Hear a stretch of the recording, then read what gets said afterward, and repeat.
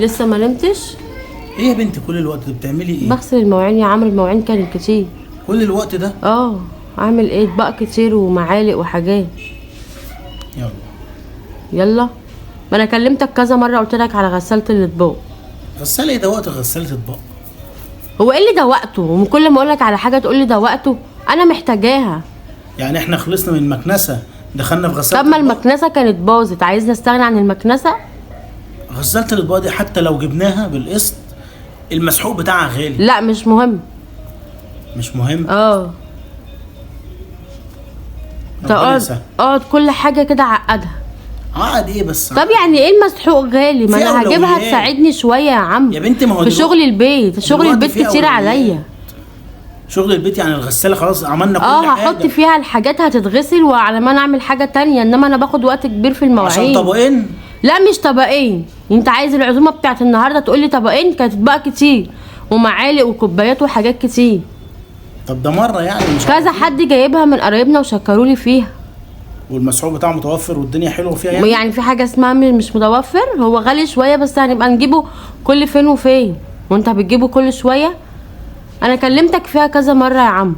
خلاص ابقى اشوفها. بتاخد مني وقت كبير وببقى عايزه اعمل حاجات تانية تساعدني في شغل البيت. خلاص اشوفها.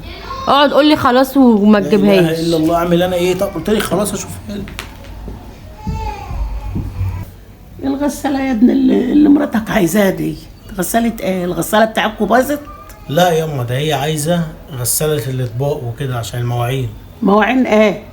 عشان المواعين النهارده كانت كتيره في العزومه. على طبقين؟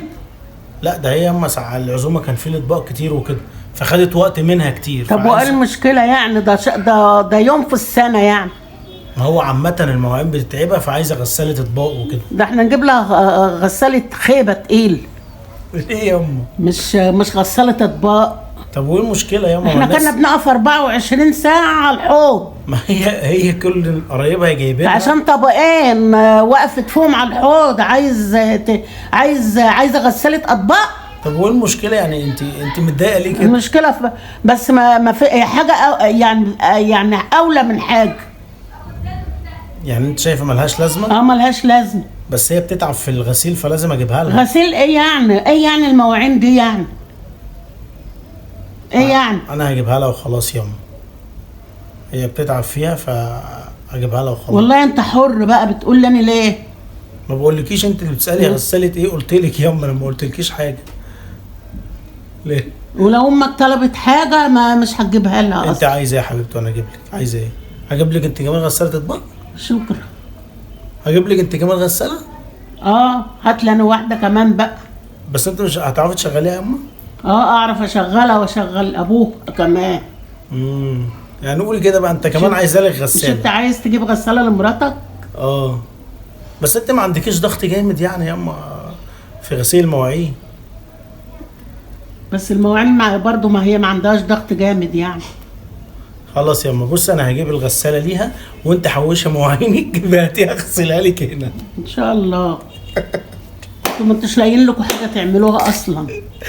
صباح الخير يا اما.